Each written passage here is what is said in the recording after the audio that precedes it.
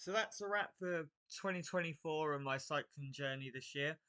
I'm going to take you through the highlights and the lowlights of 2024 as we look ahead to what hopefully will be a much better year in 2025. First, let's take a look back at what plans I set for 2024 and whether I achieved them, starting with the Cobble Classics. First goal of 2024 is going to be the Cobble Classics. I'm going to have a round of 70 to 100 kilometer ride around Erdenada, taking in Quermont, Paterberg, Koppenberg, Tyenberg. If I'm feeling adventurous, head into the Muir before returning to Erdenada. The other ride I'm going to do that week is the pilgrimage to the Velodrome. We're going to roughly do 100k starting at Denane. The first sector will be Wallers, and then we'll work our way through each sector to the Velodrome.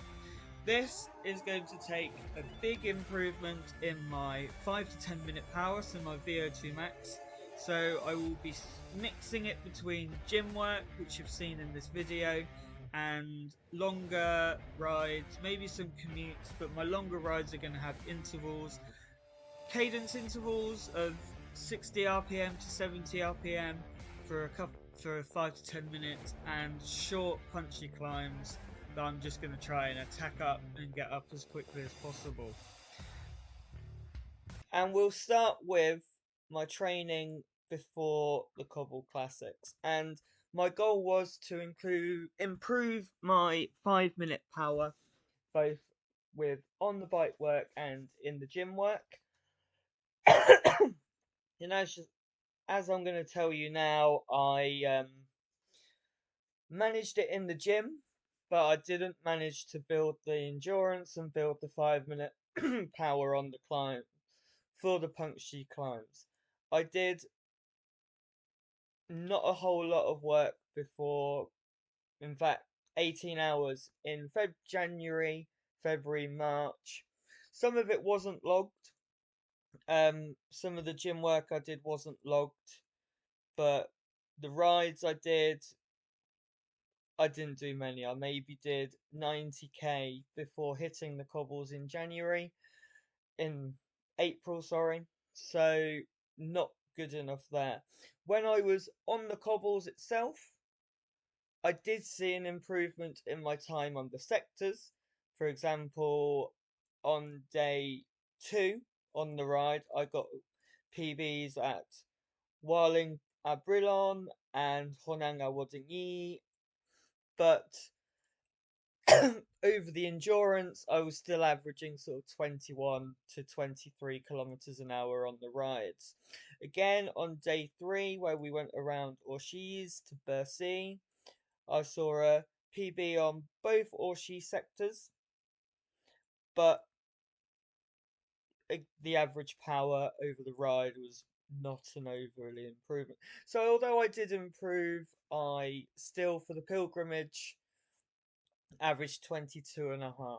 The original plan for the pilgrimage was to start at Denane and have sectors at Wallers all the way through to the Velodrome, so the one after the Orenburg to the Velodrome, but we very quickly realised in that week that that wasn't going to be possible. Fitness wasn't as good. So we did 80k pilgrimage. We did Bercy to the Velodrome. It was still a lovely day out, but we did hope for more. The other plan for that Cobbles week was a ride around Flanders between 70 and 100k. We didn't do that, so that again shows a problem. I can't remember why actually. Maybe the weather, but fitness I wouldn't have been able to do 70 to 100k. The second part of the year is going to be all about climbing over long durations because we're heading to the Alps. Looks like it's going to be the Tour de France Femme avec Zwift. We're going to go and watch, so we'll be basing ourselves in and around Bourg d'Oisans. So, as you know, we've already climbed the Col d'Ornon, the Vosgien, Ozon-Voisans and Villa de Culas. This year, if we go there, we will look to add in Col de Sabot, which is out of Vauchenet to over 2,000 meters. It's not been used for a very long time, but still a great climb in Les Deux Alpes. Then you've got the Croix de Fer and the Glandon, Col de Galibier, and finishing up with a ride up Alpe d'Huez. So let's start with training for the Alps and how that went. As you can see, well, as you can't see, May, June and July did have a massive increase in training load compared to earlier in the year.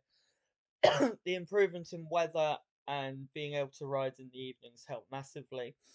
I hired a coach, and I've worked with Henry before, and it was really good fun, really good at getting me riding.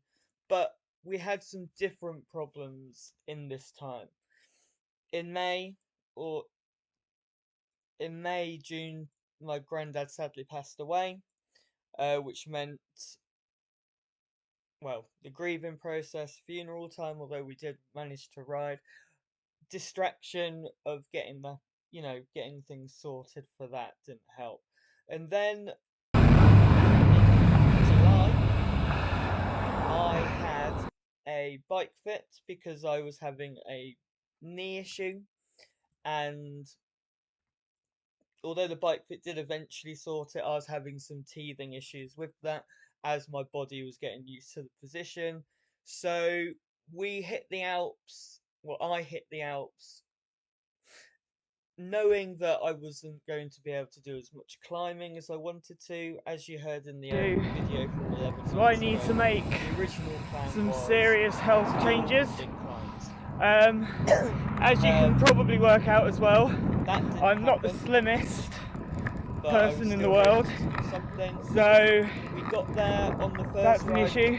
holiday. I could only did a short spin around Borg, and something wasn't quite right. My quad and my knee were having fun. My quad was just completely locked for pretty much the whole holiday, and whenever I tried to go uphill, it just locked and I couldn't do it. I did manage to do one climb in the end eventually.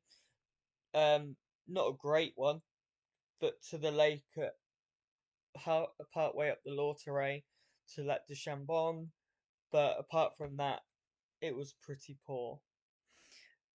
That is though where I realised I needed to make some changes to certain things.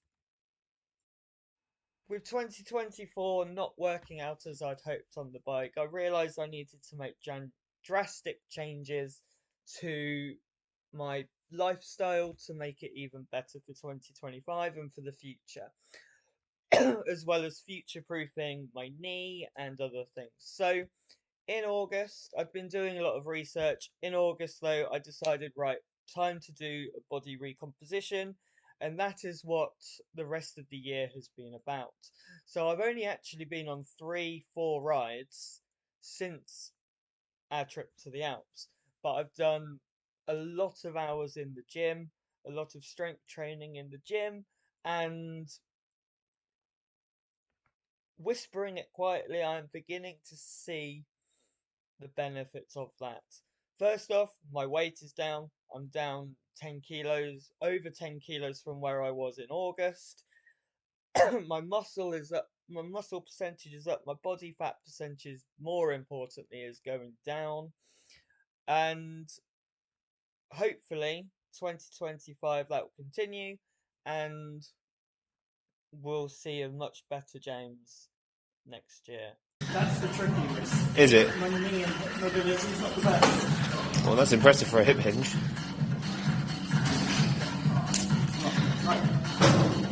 See it. Easy. Easy. 3. Easy. 4. Easy. 5. Easy. So that was me in 2024. Not a great year on the bike, but a started building blocks to a good future with my knee and my performances on the bike. What does 2025 hold? Goals wise, probably broadly similar. I'll go into more detail soon, but cobbles, a trip to a mountainous place probably in the summer, but I'll get into that once more has been decided. Thank you for watching. I hope you had a Merry Christmas, and I hope you have a Happy New Year, and I hope 2025 is your best year yet.